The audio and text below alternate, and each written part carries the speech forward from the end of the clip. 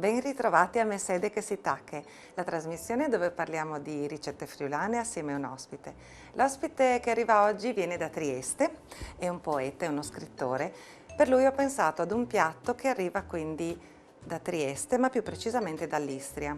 Faremo un antipasto friulano che viene utilizzato generalmente nei pranzi di Natale. Ci serviranno delle patate, farina, uova, del condimento, burro, pangrattato. Faremo lo struccolo di patate. Ci vediamo tra poco.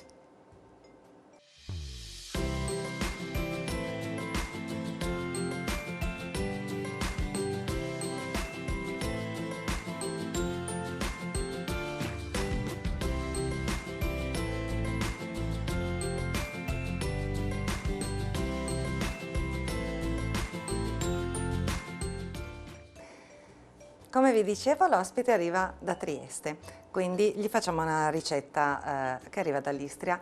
Mi pare che sia arrivata con gli esuli nel momento dell'esodo da Pola e qualcuno dice anche dall'Austria in realtà, perché il suo nome, Strudel, potrebbe derivare da Struckel, ma da alcune cose che ho letto potrebbe anche derivare da Struccoli, che è anche un cognome friulano, proprio arrivato da quelle zone, e struccolo de patate appunto potrebbe arrivare da struccoli.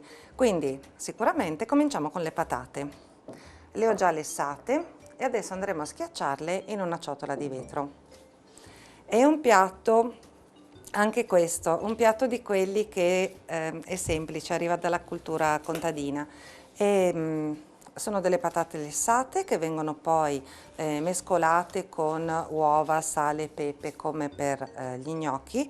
Ne faremo poi un rotolo che generalmente viene cotto in acqua bollente. Io mi ricordo quando ero piccola, abitavo nella zona di Cormons e lo mangiavo proprio con lessato.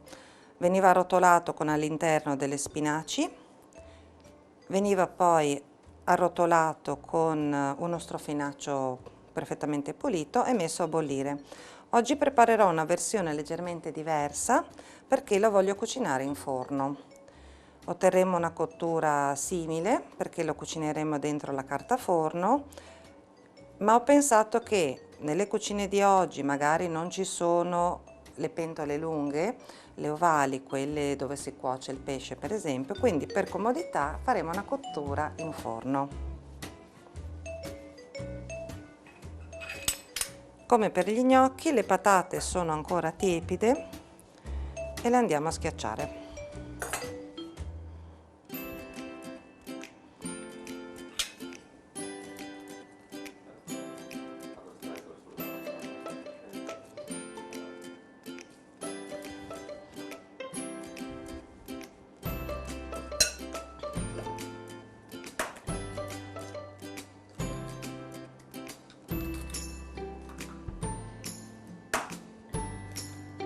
Le mie uova si rompono un po' a caso.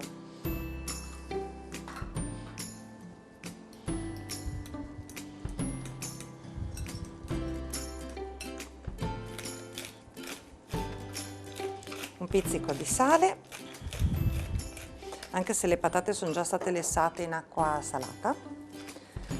Un po' di pepe. Mescoliamo.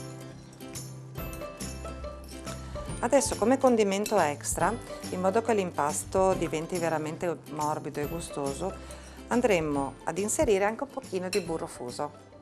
Il burro l'ho già fuso, sono un paio di cucchiai di burro per capirci.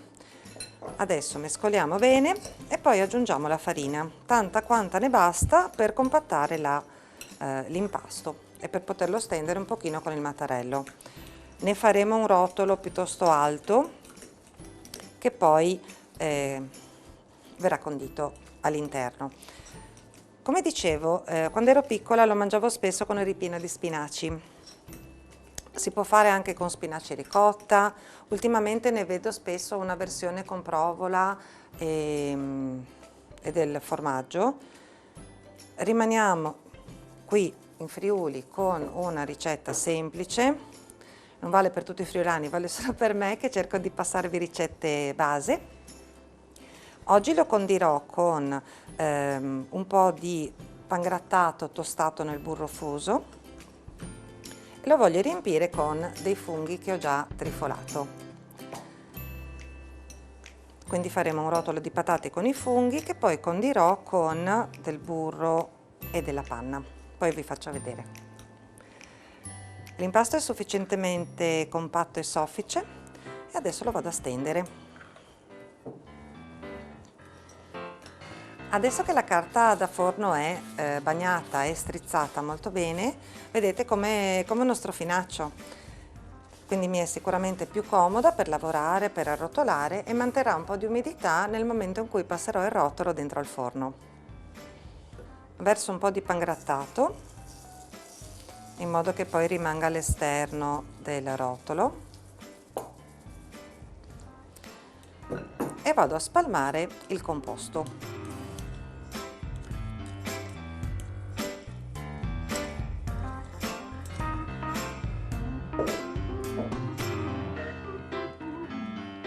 Così, molto semplicemente. Questo è un piatto che secondo me è molto furbo per chi vorrebbe fare gli gnocchi ma ancora non se la sente. Non so, ci sono delle ragazze che magari sono appena andate a vivere da sole e gli gnocchi possono essere un piatto un pochino ostico. Io mi ricordo i primi che ho fatto quando sono andata a vivere da sola, potevano essere tranquillamente utilizzati come proiettili. Invece i secondi che ho fatto si sono completamente sciolti mentre li cucinavo, quindi questo invece è un piatto un po' più furbo, ecco, più comodo da fare.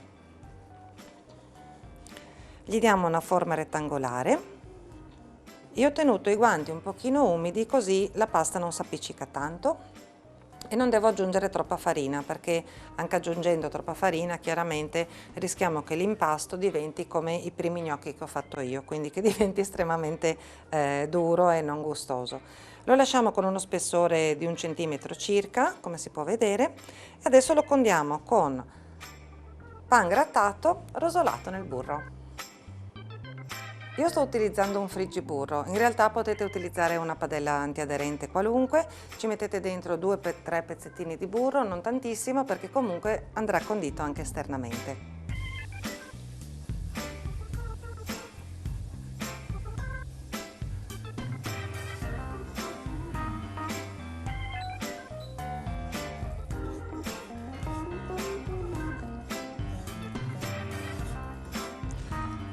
Ecco, cerchiamo un po' di spalmarlo sulla superficie, almeno nel senso della lunghezza, in modo che poi in ogni fetta ci sia un po' anche di condimento all'interno dello struccolo di patate.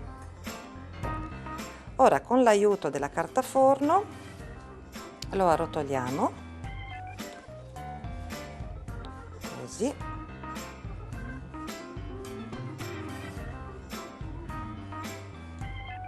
Ecco fatto.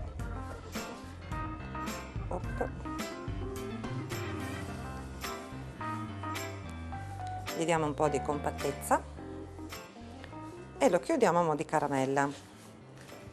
Se volete potete chiuderlo con uno spago o semplicemente chiudere la carta in questo modo, che è molto semplice, comodo, e lo adagiamo su una teglia da forno. Nel prendere la teglia mi sono appena accorta che non ho messo i funghi all'interno. Poco male, succede in tutte le case, li utilizzeremo come condimento con un pochino di panna. Tanto viene buono lo stesso.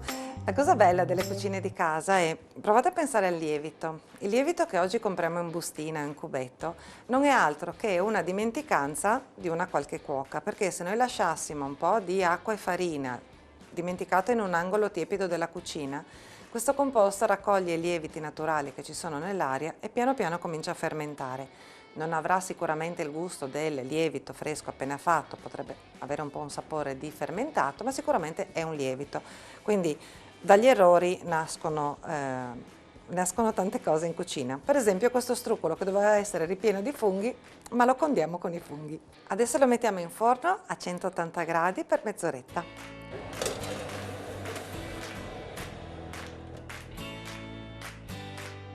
Da cosa nasce cosa? Questo rotolo, nella sua maniera più povera, in effetti andava servito così, riempito con un po' di burro fuso con il pangrattato e condito con un po' di sugo di carne, un po' di sugo di funghi, oppure con una cremina che facciamo più tardi con burro nocciola e panna.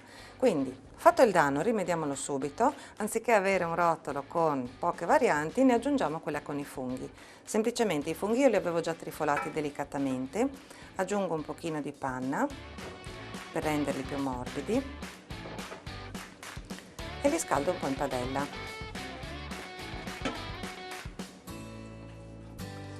Stessa cosa faremo con il sugo di carne, abbiamo un semplice ragù, lo vado ad ammorbidire con un po' di panna, aggiungiamo anche qui, e li scaldo così quando l'ospite arriverà potrà scegliere tra i vari gusti dello struccolo di patate. Quindi preparati i due condimenti con ragù e un po' di panna e funghi trifolati e un po' di panna, prepariamo il condimento al quale avevo pensato inizialmente, cioè una salsetta fatta con del burro nocciola. Adesso che il burro ha preso questo bel color nocciola e fa le puntine, aggiungiamo un po' di panna.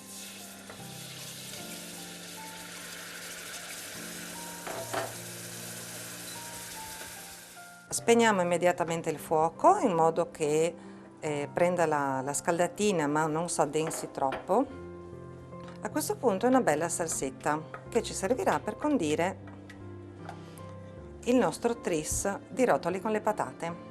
La cosa migliore sarebbe riuscire a legare la salsetta come casualmente è capitato a me oggi, nel senso che prendendo la botta di calore i due grassi si sono amalgamati ed è diventata una crema. Se questo non dovesse succedere perché magari lavorate a temperature basse e avete paura di bruciare, come può succedere, dopo aver unito la panna e il burro prendete una scodellina piccola da caffè, ci mettete un cucchiaino di maizena che io mi ero già tenuta pronta e con un pochino d'acqua andate a scioglierla e la versate nella crema. Versatela a mezzi cucchiaini alla volta perché tende ad addensare subito, quindi questo sarebbe il trucco. Ci vediamo tra poco con la lista degli ingredienti.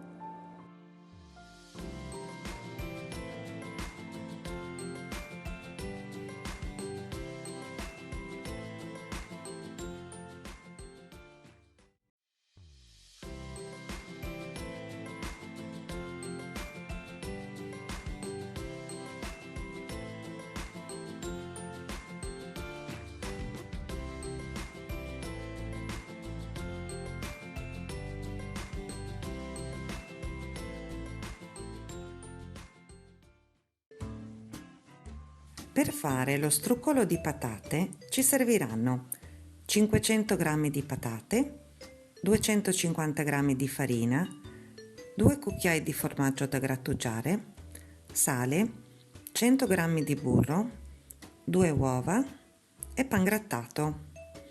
Per condire dei funghi trifolati e del sugo di carne.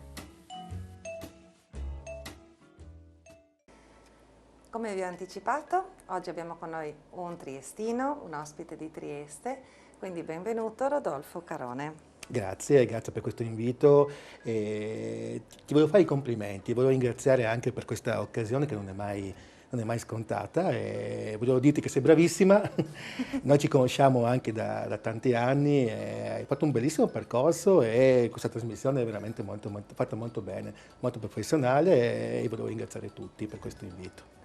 Bene, quindi ringraziamo il cameraman che in questo momento è dietro di me e si subisce tutte le ricette, tutti i profumi e ha la fortuna insomma di incontrare i nostri ospiti. Rudy, tu adesso hai parlato di un percorso che ho fatto, in effetti sì, c'è, grazie per averlo ricordato e chiaramente oggi siamo qui per il tuo percorso e quindi mi farebbe piacere portare ai telespettatori quello che è stato il tuo successo. Dicono che il successo non è strass, luccichini e ciglia finte, ma quello che tu hai fatto succedere, quello che tu hai fatto accadere. Hai una storia molto bella da raccontare, molto dolce e gentile, che fai con Francesca Tuzzi, siete collaborate assieme per tantissimi progetti, la tua sorellina, tu sei il suo fratellone, vero? Questo percorso che tu hai fatto e che ti ha portato a questo, è partito per una presa di coscienza che hai fatto da adulto o era un sogno che tu avevi da bambino? Perché, scusa, ti finisco la domanda, perché tu hai scritto un libro che narra di una leggenda particolare. Raccontami. Beh, intanto sì, grazie per questa domanda. E sicuramente è nato da un sogno che avevo da bambino ed è curioso perché proprio nell'ultimo libro che ho avuto occasione di scrivere, che è La leggenda di Idur, che è un po' un libro a specchio, come il nome stesso, Idur è Rudy al Ido, Rodi, contrario. ok. E aveva proprio questo scopo di raccontare in modo simbolico quello che è stato un mio viaggio personale, che può essere in qualche modo di utilità a tutti, perché ho sempre questo principio: se questo è valso per me, vuol dire che può aiutare anche le altre persone, può valere per tutti.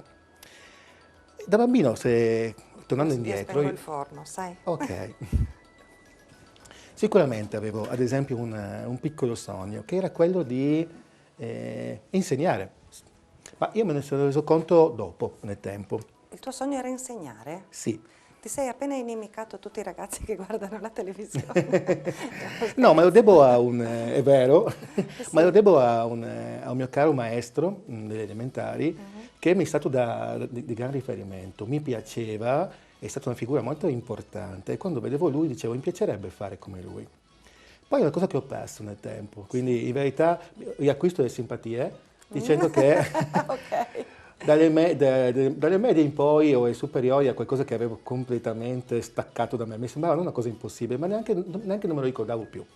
Ok. Anzi, non c'era niente di più distante da questo principio. In verità, poi, per tutta una serie di situazioni, mi sono reso conto a un certo punto che lì sono finito. Sono tornato ad insegnare non magari a bambini, ma ad adulti o Quindi a... sei tornato, hai fatto un giro lungo e sei tornato a te. Sono tornato a me. È stato un viaggio circolare e me ne sono reso conto poi dopo. Questo per dire che in qualche modo se qualcosa ti appartiene, prima o poi ti arriva sempre. Magari non nel modo in cui tu pensi, non nel modo in cui all'inizio tu lo cerchi di in qualche modo cristallizzarlo, di immaginarlo, però ti arriva, se qualcosa è tuo, in qualche modo ti arriva sempre. La leggenda di Idur dice proprio questo. Secondo il Taoismo, esistono 4 tipi di domande a cui bisogna rispondere. Chi sono, dove vado, come e con chi. Questo ci permette di realizzare la nostra leggenda personale. Ogni, ogni essere umano, secondo questo principio, nasce per realizzare la propria leggenda personale. Quindi ognuno di noi ha una leggenda da compiere, che è un bellissimo principio, perché non è un concetto, non è una soppopera, con tutto rispetto per le Sì, soppopere certo. ovviamente, è proprio realizzare qualcosa di profondo, di grande. E che cosa dobbiamo realizzare? Dobbiamo realizzare quella che è la nostra missione. In Giappone, ad esempio, l'idogramma di Inochi, di vita, è composto da missione e destino. Quindi in parte noi abbiamo una missione da realizzare e in parte la nostra vita è destino, qualcosa che non è modificabile. Ad esempio, non è modificabile il nostro luogo di nascita, non sono modificabili i nostri genitori, parzialmente la nostra struttura fisica. Questo è destino, questo è qualcosa che non si può È già pronto nel cambiare. piatto. Però con questi principi, esatto, a proposito di piatti, con questo principio noi da lì partiamo e possiamo realizzare quella che è la nostra missione. Quello che per certi aspetti la nostra vita ci chiede, la vita ti chiede. E uno qui si domanderà, cosa? Come posso Sì. trovare la mia missione? Allora, mi sta affascinando questa cosa e sono rimasta colpita da questi 4 punti, perché tu hai detto Chi sono? chi, Dove? dove, Come? come e perché. E con chi? È E con l'ultimo. chi, scusa. Mi piace che non c'è il quando, come a dire, io diventerò quello che devo diventare, prima o poi. Non c'è un quando. Esatto. E nell'insieme, io sai, chiaramente io ho il mio filtro, no, di visione delle cose, e hai parlato della vita come di una ricetta. Questi sono gli ingredienti, fanne tu il tuo capolavoro. come con, non so, farina, acqua e 2 patate, si possono fare tante cose e in effetti con gli ingredienti di base poi ognuno ne fa il proprio capolavoro. E tu di capolavori ne hai fatti diversi, non è solo un libro leggenda, ma qui sulla tavola hai diversi attestati che sono arrivati come e con chi, se vuoi. Allora, diciamo che Ok? ripartendo da lì, per fortuna, a quanto sembra, è molto importante poi rispondere rigorosamente a quest'ordine. Chi sono, dove, chi sono, come, Chi come? chi sono, come. Oddio, cosa che lo passo un attimino, Perché con scusate. chi? Esatto, È no, giusto? No. chi sono, dove vado, come, con chi. Ah, Ok, ok. scusatemi. Ho avuto un attimino così. Chi, dove, come, con chi. E perché è importante? Perché se non ho risposto bene alle prime 3 domande, con chi poi diventa difficile. Se io sono un'aquila, ma non me ne rendo conto e non mi rispondo prima a questa domanda, cito l'aquila perché l'aquila è il personaggio poi Sì. del, Rischi del di libro, andare con i polli. o posso andare magari perché i polli sono già degli esseri più simili a me, ma se proprio non ho risposto a questa domanda, magari posso essere attratto da un serpente, ad esempio, che non è negativo o brutto, semplicemente una specie completamente diversa dalla mia. Certo. A me piace pensare che qualche volta possono essere attratto perché, sai, è bello, è suadente, è Sinuoso. colorato, è sinuoso e quindi posso essere attratto e magari sto con lui, ma dopo un po' posso risultare infelice perché magari mi dico il serpente è carino, bello, però sempre nei posti bui, sempre a strisciare per terra, non mi rende felice. Non è un Tu sei problema suo. un'aquila, invece hai bisogno di volare alto. Assolutamente, lui non è sbagliato, lui sta dove deve stare nel suo ambiente, sono io che non sto dove devo stare. Il che non vuol dire che non ci si possa voler bene, vuol dire che magari non si è funzionali gli uni con gli altri. Certo. Beh, certi Quindi tipi la di... prima cosa è imparare chi siamo noi. Esattamente. E Ok. come si risponde a questa domanda? Non lo so. È meno difficile di quello che noi pensiamo. In fin dei conti, la vita è una interpretata in 1000 forme, o in miliardi di forme se vogliamo. La vita ti chiede soltanto di essere ciò che veramente sei. La vita chiede all'ape di essere un'ape, a un cane di essere un cane, a un albero di essere un albero e a te di essere te. Quindi il primo modo per rispondere a questa domanda, che può apparire così complicato per la maggior parte delle persone, si dice che ogni illuminazione parte dal chi sono, per rispondere a questa domanda. In verità tu sei ciò che dici, pensi e fai. E la vera domanda che dovresti porti è questo ciò che sono? È questo quello che voglio essere? Bisogna qualche volta avere il coraggio di chiudere gli occhi e immaginare quella più grande visione, della più grande versione che hai di te stesso, in quel momento. E E cercare di che ti andarci, renda soddisfatto. di realizzarlo. Sì. Esatto, qual è Ok. la miglior versione di me? Poi non è qualcosa che è scritto su pietra, come dicevi tu, è una questione che si evolve nel tempo, perché è una domanda a cui magari risponderai in modo diverso man mano che evolvi, man mano che fai esperienza di vita, eccetera. Tu sei la risposta a questa domanda ed è una risposta che cambia, non è qualcosa di Bello, scritto. perché quando vedo i ragazzi che cercano di omologarsi tra di loro, che sono in quella fase in cui copiano gli altri perché cercano la propria identità, è bello riconoscerla come una fase di passaggio da cui usciranno prima o poi, ragazzi, no? Perché poi Certo. in effetti la miglior versione di te la trovi semplicemente manifestando te, non omologandoti con gli altri. Balbetto, perché sono presa dal tuo discorso. Quindi dopo il chi arriviamo al... Al come, o il dove più che altro, prima c'è dove e il come. Quindi è chi sei. Se sei un'aquila è molto facile rispondere a questo punto alla domanda. Dove vai? Nel cielo. Come? Volando. Con chi? Ecco che questa è la domanda più interessante. È l'ultima però. Con chi viene quasi naturale, è una conseguenza. Se tu sei nel tuo spazio, se tu sei te stesso, nel tuo spazio e fai ciò che veramente ti viene naturale, ecco che le persone che in qualche modo hanno a che fare con te, le trovi semplicemente essendo te stesso o te Perché sono stessa. già nell'ambiente Esatto. tuo. Questo quindi sicuramente come minimo con chi? Perlomeno con altri volatili, diciamo, se non con altre aquile. E qui faccio subito ehm, come dire, il primo punto, la prima premessa, che questo non vuol dire che tutte le aquile sono le diventare le tue amiche o i tuoi compagni, eccetera, eccetera. Però almeno sei nel tuo ambiente. Tra quelle sceglierai quelle che sono con te più compatibili, ovviamente, ma almeno sei nel tuo spazio a fare ciò che tu sei, realizzi te stesso con persone che fanno parte del tuo essere, che ti possono accompagnare nel tuo cammino. e tra questi sceglierai, ovviamente. Questo lo dico perché è molto importante, perché quando parlavi di anche la completa, qualcosa che comunque mi ha permesso di aiutarmi anche a realizzare quelli che sono i miei progetti, i miei sogni, sicuramente c'è una frase che per me è fondamentale, che è quella di Ubuntu. Io sono perché noi siamo. Hai giustamente precisato il mio percorso con il mio viaggio con Francesca, che per me è fondamentale. Molti dei libri che abbiamo fatto li abbiamo realizzati insieme, molti dei progetti che abbiamo concretizzato abbiamo fatto insieme e non poteva essere altrimenti. Molto di quello che io sono lo so che lo debbo a tante altre persone, ma questo vale per tutti quando ce ne rendiamo conto. Noi siamo tutte le nostre relazioni. A me piace citare Desmond Tutu, che è stato l'arcivescovo del Sudafrica, che ha appoggiato e sostenuto Mandela, anche lui premio Nobel per la pace, molto di recente oltretutto, e quindi voglio rendere, come dire, omaggio con questa sua citazione. Lui diceva: sapete, tutto quello che noi abbiamo appreso lo dobbiamo a qualcuno. Io ho imparato a camminare perché qualcuno me l'ha mostrato. Ho imparato a parlare perché qualcuno mi ha insegnato a parlare. Ho imparato tutto ciò che sono, che i miei pensieri, le connessioni che io riesco a fare è perché qualcuno me le ha spiegate, perché ho avuto insegnanti, maestri, amici, libri, film,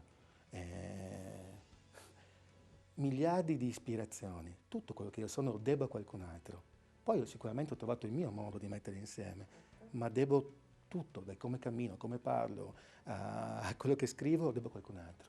Siamo assolutamente connessi in questa rete di relazioni in cui nessuno di noi sarebbe se stesso senza gli altri. Senza gli altri. E questo Quindi, per me vale tanto. Cioè io non sarei così certo. se non avessi avuto tutte le mie relazioni, che è importante che ti sostengano, e tutti gli incontri importanti della mia vita. Che ci sono stati durante la tua vita. Quindi partendo da un maestro che ti ha dato un'ispirazione, che si chiama maestro, adesso va di moda, no? Devo trovare il mio guru, il mio maestro. In realtà alle elementari noi tutti abbiamo avuto un maestro o una maestra.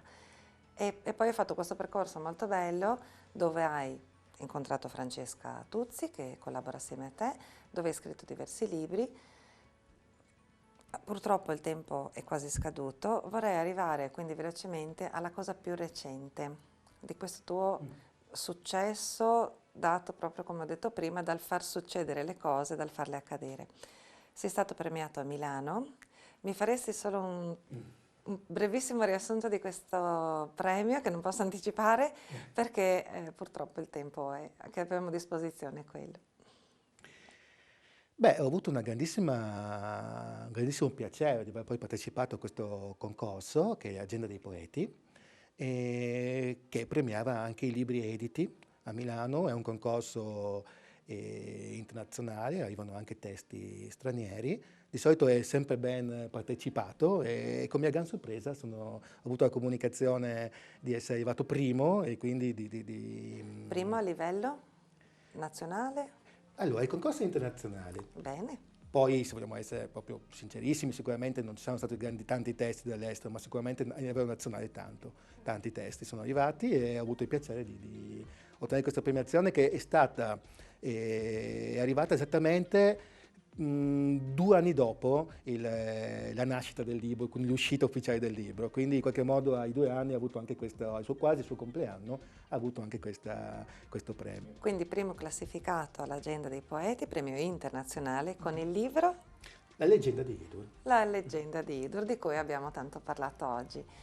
Io adesso farò assaggiare il piatto a Rudy perché mi ero veramente perso un attimo i tempi. Adesso abbiamo parlato che il quando non è contemplato, no, nel sogno da realizzare di ogni persona e anch'io un pochino mi sono persa il tempo oggi. Quindi ti faccio assaggiare subito lo struccolo di patate che ti ho preparato. Che da buon triestino apprezzerò sicuramente. Ok, l'ho fatto perché appunto sei triestino, vieni da Trieste, il tuo cognome è stato portato qua dal nonno, dalla Puglia, ma tu sei triestino e stai veramente dando lustro al Friuli Venezia Giulia, quindi grazie per questa partecipazione, grazie a voi per aver ascoltato.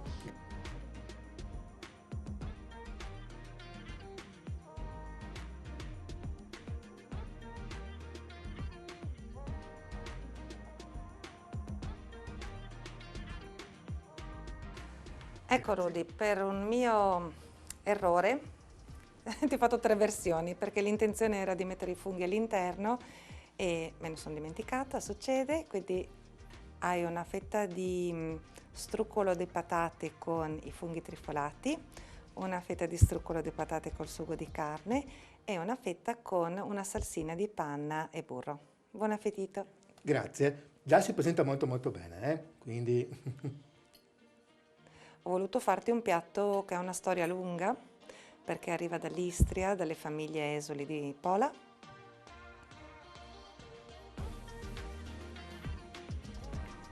da Tristino 10 lode. Grazie, grazie Rudy. Anche questa volta abbiamo avuto un po' di fortuna, l'ospite gradisce il piatto, lo stiamo lasciando mangiare tranquillamente. Vi saluto come sempre, Maman e Tenissi Conte.